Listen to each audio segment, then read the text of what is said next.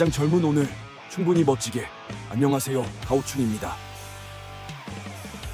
오늘은 15년 된 영타이머 영역의 대표적인 모델이죠. 2011년식 포르쉐 987 박스터 S 차량으로 출근을 합니다.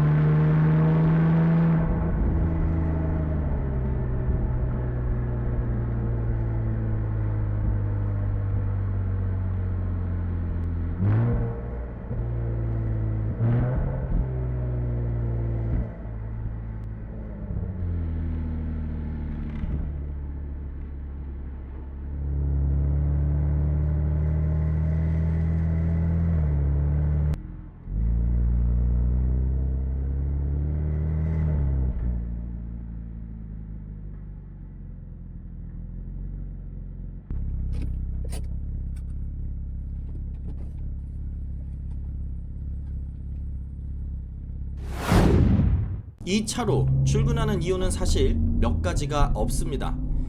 그냥 가오 좀 살리고 싶다, 혹은 도파민 팍 터트리면서 기분 전환이 필요하다, 또는 근교로 외근이나 출장 일정이 잡혔다, 그리고 마지막으로 지각할 것 같다. 이 987 마크2가 어떤 포지션의 모델인지, 그리고 제가 이 차를 왜 선택했는지 설명을 드려보도록 하겠습니다. 이전 986 모델은 헤드램프 생김새가 제 스타일이 아니었습니다. 987부터는 앞트임 부분이 없어지고 동글동글해졌습니다.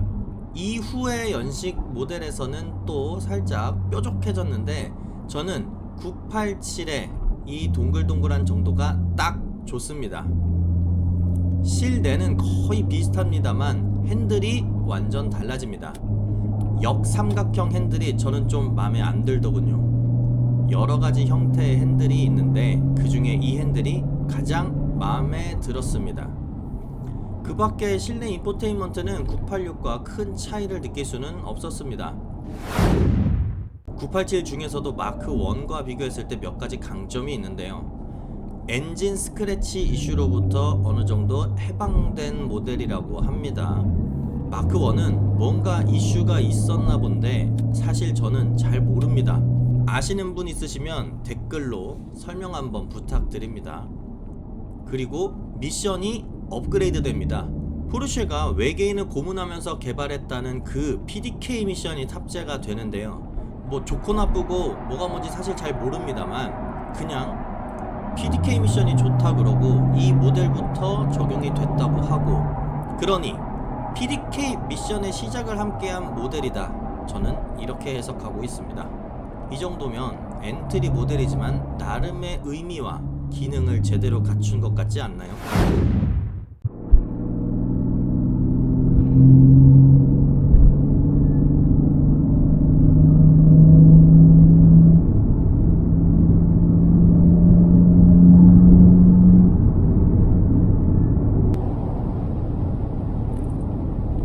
포르쉐는 포르쉐입니다. 박스터일지언정 그 심장과 미션은 역시 포르쉐입니다.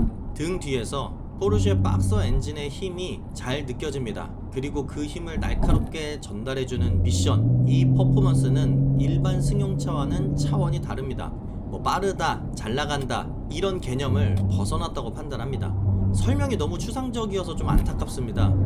더욱이 제가 전문가가 아니어서 어떤 토크가 어떻고 마력이 어떻고 정확한 설명을 드리지 못해 죄송스러운 마음입니다. 그냥 일반인이 느끼는 수준과 표현을 말하자면 이렇게밖에 표현이 안 됩니다. 이건 그냥 승용차가 아닙니다.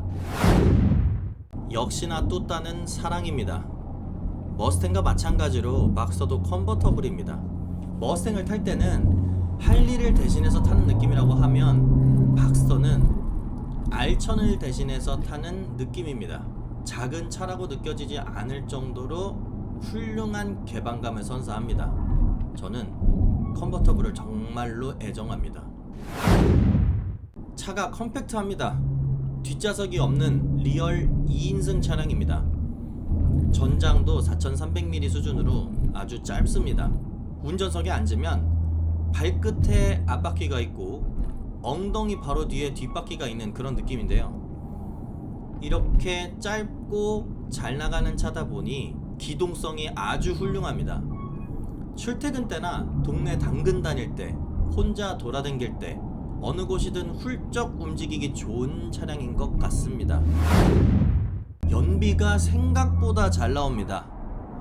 보유 중인 컨티넨탈, 머스탱, 박스터 이 세 가지 차량 중에서 연비가 가장 좋습니다. 리터당 8km를 넘어가는데요. 평일 낮 시간 근교 출장 시에 고속도로를 타게 된다면 10km를 넘을 때도 있었습니다. 이렇게 시원시원한 차가 기동성 좋고 연비도 좋고 가옥까지 살릴 수 있으니 운행할 맛 납니다. 아주 훌륭한 포지션의 차량입니다. 이 차는 결국 카푸어 이미지를 벗어날 수가 없습니다. 몇몇 부자분들이 박스터를 두고 이런 말을 합니다. 911 살 돈 없는 사람들이 박스터를 산다. 그것도 모자라서 박스터 오너들끼리는 돈 없어서 신형 못 사고 구형 주워서 탄다. 맞습니다. 딱 그겁니다. 가오는 살리고 싶은데 돈은 없고, 그래서 구형 중에 가장 가오 살리기 좋은 987 마크 2로 선택을 했습니다. 무시당하는 건 어쩔 수 없죠. 제가 감내해야죠. 그래도 저는 이 차가 정말 사랑스럽습니다. 영상 앞부분에 말씀드린 이 모델이 갖는 의미와 기능에 만족하고 있습니다. 아주 잘 타고 있죠. 그래도 아예 안 타본 사람보다는 낫지 않나요? 혼자 출퇴근 아주 훌륭합니다. 혼자서 드라이빙하기엔 더할 나위 없죠. 그런데 말입니다. 남자 둘부터는 문제가 생깁니다. 60-70kg의 평범한 체구의 성인 남자 2명까지 정도가 마지노선인 듯 합니다.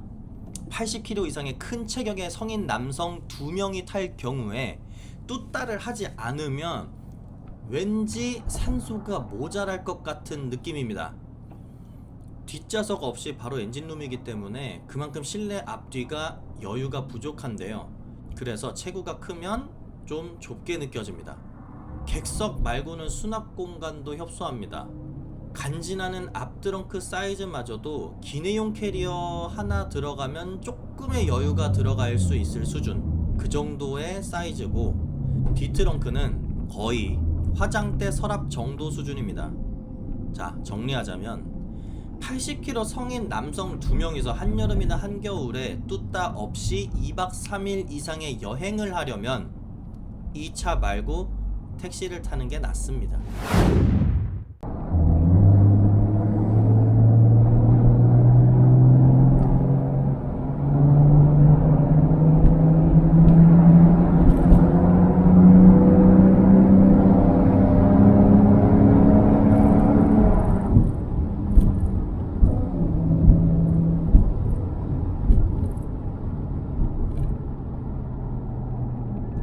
(30대) 중반부터는 아이고 소리가 100% 나옵니다. 좁고 낮은 포지션 때문에 30대 중반부터 무조건 나옵니다. 환갑을 넘기신 분들부터는 내릴 때 좀 잡아드려야 할 것 같습니다. 이 차는 데일리하게 자주자주 타지는 않습니다. 가끔 시동 걸어 옆 동네 마실 나가거나 출근하면서 기분 전환하고 싶을 때, 그럴 때만 탑니다. 근데 사실상 가지고만 있어도, 보고만 있어도, 주차장에 서 있는 모습만 봐도 흐뭇해지고 뿌듯한 그런 차입니다. 별 볼 일 없던 내 인생에 포르쉐라니, 내가 포르쉐 오너가 됐다니, 그냥 이런 쓸데없는 생각만 하더라도 기분 좋아질 때가 있어서 남들이 인정해주건 안 해주건 어쨌든 저는 포르쉐 오너가 됐습니다. 이제 회사에 다 와갑니다. 주차를 하고 앞 트렁크를 열고 가방을 꺼내면서 마지막 가오를 부릴 텐데요. 이 기분 좋은 출근 덕에 오늘 하루는 더 기분 좋게 업무가 시작될 것 같습니다. 퇴근 후에 앞 트렁크에 가방을 다시 넣는 그 순간까지 10시간 남짓 남았습니다. 10시간 후 즐거운 퇴근을 기대하며 오늘도 화이팅 해보겠습니다. 여러분들도 오늘 하루 화이팅 하십시오. 가장 젊은 오늘 충분히 멋지게 가오 충만한 하루 되세요.